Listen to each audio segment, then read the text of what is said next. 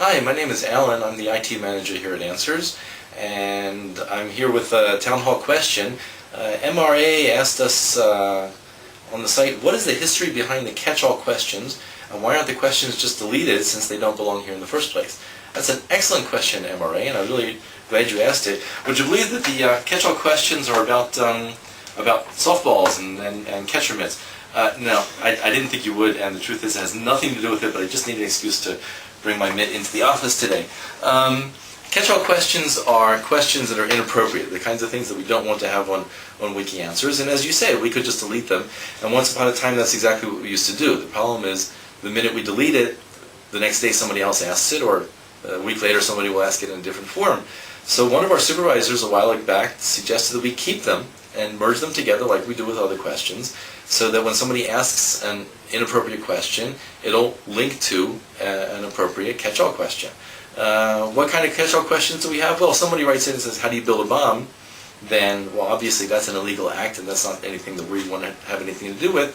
So we leave that in a catch-all. And similarly, if a week later somebody writes, how do you build a bomb in your bathtub, or how do you build a bomb, a nuclear bomb, or any other variant of it, we add it to the catch-all and leave a permanent answer up there that can't be edited. This is, WikiAnswers does not provide information that will aid or support criminal activity. Plain and simple. Right? Other kinds of catch-all questions are, how do you download movies or music or software for free? That's a federal crime. There's copyright laws that prohibit doing that. So we're not going to be party to that. Throw it in a catch-all.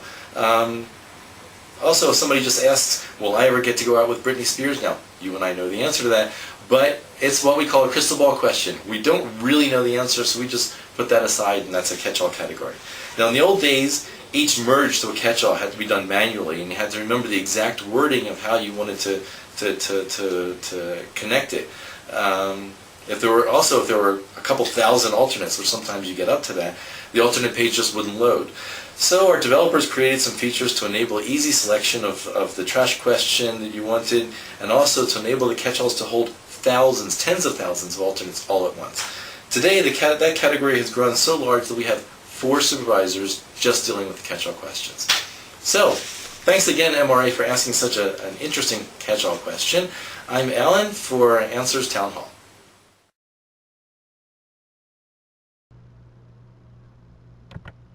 Hi, I'm Shaya, or Pickle Shaya on WikiAnswers, and I'm a product manager at Answers.com. Today I'm going to answer some really good questions about contributions and trust points. First question. Given that the point of WikiAnswers is to ask and answer questions, why is it that messaging someone at random with a "Hey, what's up?" is given equal weight contribution-wise to spending the time and energy necessary to research a medical or legal question to make sure the answer is accurate? Well, technically speaking, the site currently tallies actions, not value. So whether you're writing a thoroughly researched answer, categorizing, or wishing someone happy birthday on their message board, you get the same number of points for each action you do. Usually that will be 1 point, but as some sharp-eyed folks have noticed, sometimes you might get 2 or even 3 points for doing one action. That's because your single action breaks down into 3 separate actions behind the scenes, and all 3 are recorded as your contributions. As far as chatting is concerned, yes, it's true, in a sense, that getting points for chatting inflates the value of contribution points. However, some people put a lot of time and effort into using the boards to meet and greet and recruit, and we don't feel it would be fair to take away those points just because other contributors are chatting. That said, we do agree that dumping all the contribution points into one big total isn't really the best way to reward or assess a person's actual contribution to WikiAnswers. So, soon we will be breaking down the contribution points on the bio page so you can see more easily what a contributor has been doing on the site, asking questions, answering, editing, organizing stuff, or posting on discussions and message boards. And now for the second question. Don't you think that the system of awarding trust points is being seriously devalued when groups of chat friends award them to each other simply because they chat? And that's a good point. Giving trust points for chatting does inflate the value of trust points. And as chatters rack up points, they can easily pass up dedicated contributors.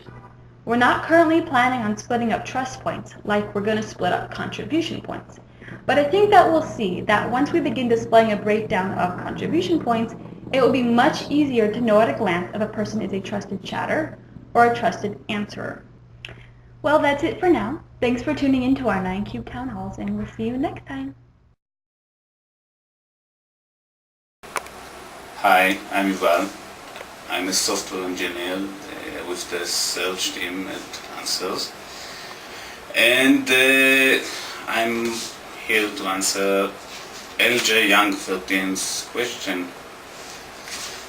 which was, how does Topicana determine in which category or categories it will place a question? Let's talk about Topicana. As some may be familiar, Topicana is our automated category suggestion or category assignment mechanism.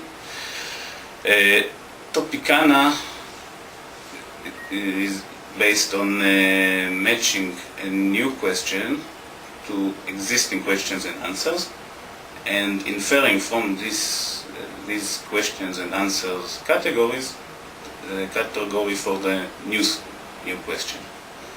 For example, if we get a new question about Ron Weasley, we look at the existing questions which contain the words Ron and Weasley, and we find out they are related to Harry Potter. And then we assign the category Harry Potter to the new question.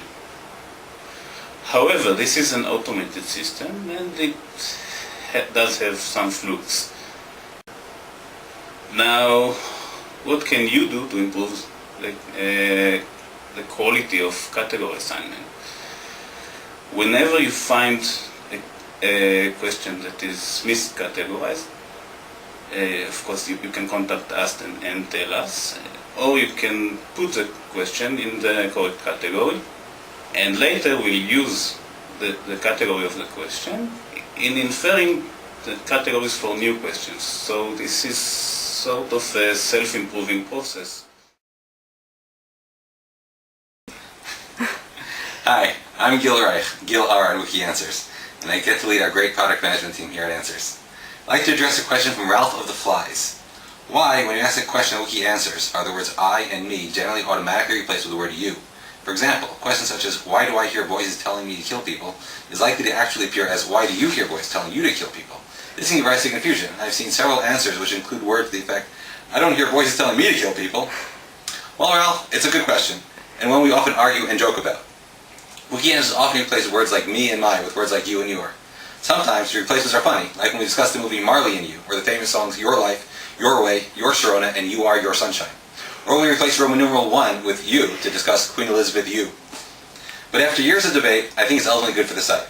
Other answer sites are built on the idea that I ask a question and you give me an answer. The question is often chatty and personal, and if the answer is useful at all, it's often useful only to me. When Chris Whitten built this site, his vision was different. He wanted to increase the chance that each Q&A would serve many people. His goal is to build a large collection of frequently asked questions, each with a high-quality answer. To encourage the kinds of questions that would help more people, Chris made an interesting and controversial decision. He changed his question from first person to second person, from questions about me to questions about you. The goal is to encourage the asker and answer not to focus on the answer-specific situation, but rather on the more general case. And changing I to you, while sometimes funny, seemed to help us get the kinds of questions and answers that will help the most people. And if that sometimes means the groom says you do, it's still worth it for the site. You're Gil Reich, and thank you for joining us.